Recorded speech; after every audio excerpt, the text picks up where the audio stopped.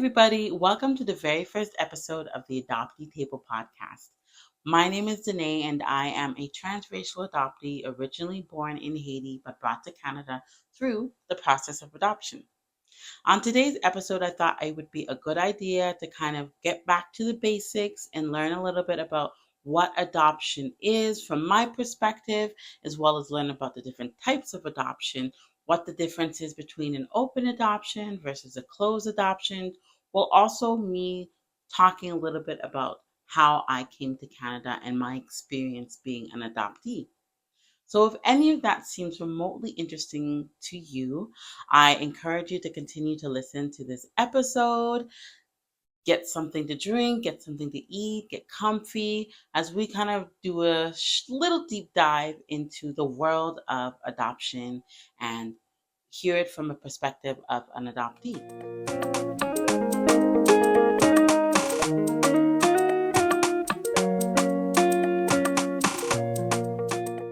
Before we go ahead and start talking about the different types of adoption, I thought now would be a good time for us to kind of define what adoption is. So, for me, adoption is the legal process in which somebody takes over the parental duties of a child who may or may not be biologically related to them. The reason why I'm saying may or may not be biologically related to them because there are different types of adoption in which the child is related to the party that is adopting them. For example, if it's a grandparent adopting a grandchild, an aunt, an uncle, sometimes an older sibling who's adopting younger siblings to ensure that they're able to stick together and not be placed in the foster care system or something like that. So that is the base definition of adoption, but of course, depending on the different situations, it's fluid. It's not one hard definition.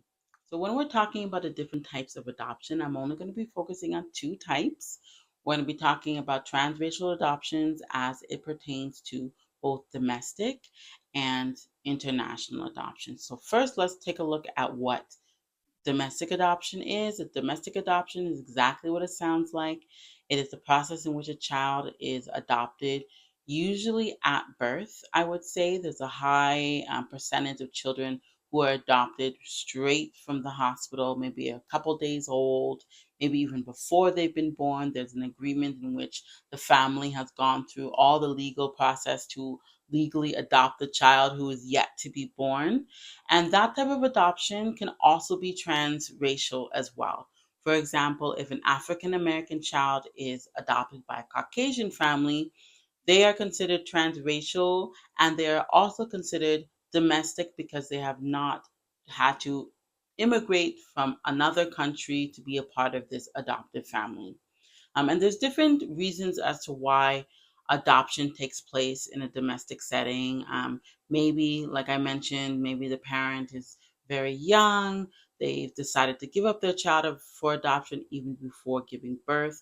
The mom has been part of the process of choosing the adoptive family. And so, therefore, she feels more comfortable to be able to do so and make that the decision to give their child a better life if that's what they feel like that is the only option afforded to them. Also, adoption can happen domestically through kinship adoption, such as if a grandparent is adopting a grandchild, an aunt and uncle adopting their niece or nephew, or maybe an older sibling adopting their younger siblings so that their younger siblings don't be placed in a foster home and they can maintain the relationships within their family structure. So that's domestic adoptions. And like I explained, it can also be transracial adoptions as well. Now, when we're taking a look at international adoptions, I would say that for the majority of international adoptions, it is likely also going to be transracial as well, because I think we see a lot of instances in social media and just regular media and content creators where children are being adopted from countries that have a different ethnic background from the family that they are being adopted into. And there's a lot of different things that are very unique to international adoptions. All adoptions kind of have the blanket requirement of going through the legal routes, using an agency, maybe using an attorney, going through all these different evaluations. It's also a very lengthy and expensive process as well. But the added layer when it comes to international adoptions is that parents also are thinking about the cultural differences. They're thinking about the language barriers because, of course, if you're adopting from a country who doesn't speak your native tongue, I'm going to use English for an example because that was my experience. I came from a country that did not have English as even a second language. The official languages of the country that I am from are French and Creole. So when my parents brought us from Haiti to Canada, I did not speak any English at all. So those are all things that are very unique to international adoptions. That can also lead to, some turmoil in the future if there isn't, any support for the adoptee in terms of finding cultural identity, finding a safe space to express themselves, and they can really have experiences that might not be as positive as we hope that they will experience through their adoption.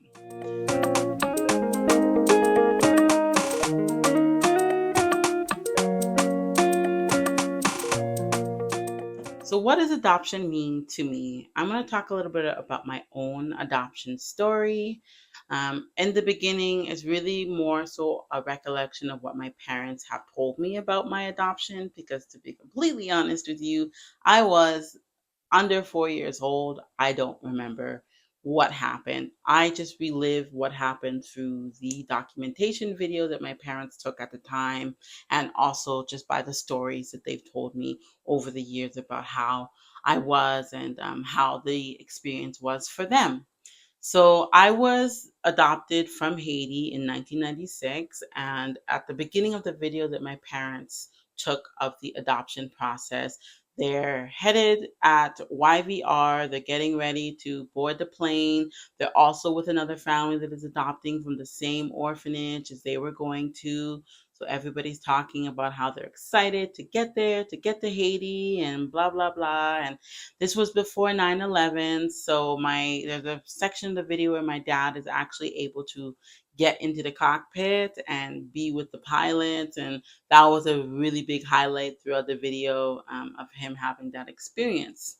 Then the video cuts and they're inside the Port-au-Prince airport. And you can see that they're trying to figure out how to get their luggage. They don't speak the language. They're trying to find somebody that speaks a little bit of English so that they can get going. They can get to the hotel and get to the orphanage to finally meet me. So then the video cuts, and suddenly we're transported into the orphanage. And the orphanage that I come from is called the Rainbow of Love. I don't know if they've changed their name, but that was their name back then.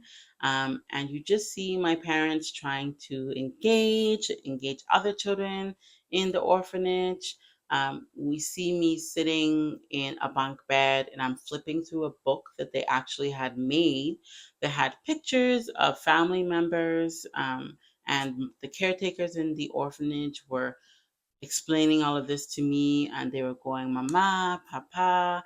And in the video, you see me, listening to what the caretaker is saying, looking at my parents, kind of curious, wary, not sure.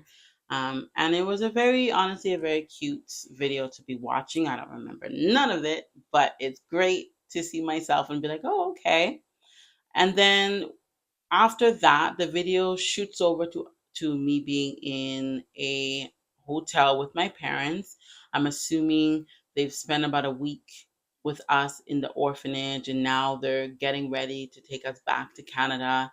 So we're spending the night before the flight in the hotel, playing with my parents, sitting, sleeping, all these different types of things. And then suddenly the video cuts and I'm in Canada. And again, I don't really remember much about that whole experience, but I can assume that, being that I had only ever been in a country where people looked like me, who spoke the same language of me, that might have been a very big shock to now go to a country that was not hot, that I'm seeing a lot of people who look like my parents, but not like me, and everybody's speaking a language that I don't understand, right? And so that was kind of my beginning adoption story. Um, and I watch myself in my adoption video, and I can't understand a word that I'm saying anymore because I'm speaking French. I'm switching to Creole as well, and I'm not yet speaking English, and my older sisters are trying to communicate with me with the limited French that they have. But at that time, there was no understanding in terms of adoptive parents understanding the importance of encouraging their adopted children to maintain their language, their cultural identities. So the focus for my parents at the time was to ensure that we were able to assimilate into Canadian standards and society and also speak the language. So now, as an adult, I find myself trying to learn my native languages because now I only speak English. And it's no fault of my parents. Like I said, there was not much adoption back in the mid 90s slash late or early 2000s. There was just not much understanding about some of the complexities of adoption and why some of those pieces of maintaining that relationship with culture and language was important. The other aspect about my adoption, which I only really found out years later, was that my adoption was actually supposed to be an open adoption, but somehow it turned more into a closed adoption. Because according to the video that my parents took, there was an arrangement in which my biological father was going to receive updates, pictures, and stuff about us growing up. And, I don't know if it's because of the environmental factors. There's a lot of earthquakes, a lot of movement, a lot of civil unrest. There was just no way to maintain communication. So we lost communication over the years. I've not been back to Haiti yet, and I'm planning to do so in the near future, and I've been working on trying to figure out where my biological family is because according to the video, I'm supposed to have a boat ton of aunts and uncles.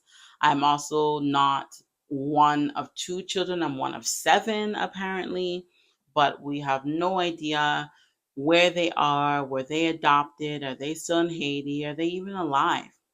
Because I know for sure that of my father and my mother, we were the last two children of theirs because my mother did pass away, and she died from malaria, and that was the reason why we were put into adoption. Because at the time, the area in which my father was not suitable for raising children. There was a lot of floods that would happen, and he felt like it was not the safest environment, and the best option was to place us in the orphanage, the Rainbow of Love, in order for us to have an opportunity to be adopted.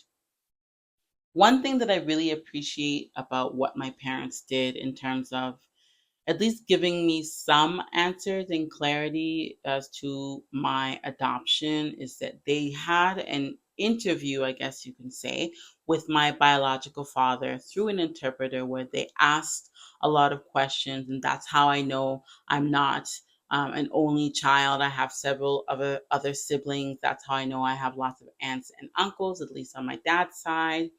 And also, he shed some light onto some of the scars that are on my face and on my body and where that came from.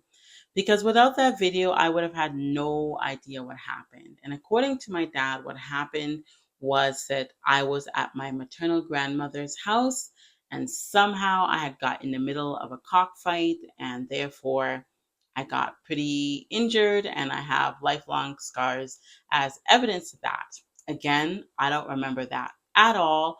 All I know is that I've always had a very strong fear of birds, particularly chickens. So I believe that 100% happened because otherwise, why else would I have this long lasting fear that even in my 30s, I have not been able to get over at all? So that's a little bit about me, about my adoption. And, the reason why I thought this episode would be good for me to go ahead and talk a little bit about this first is because if I'm expecting or if I'm hoping for fellow adoptees to come on here and to share their story, I want to show them that me too, I do have a story and maybe we have similar stories to share. We can go back and forth with it as well.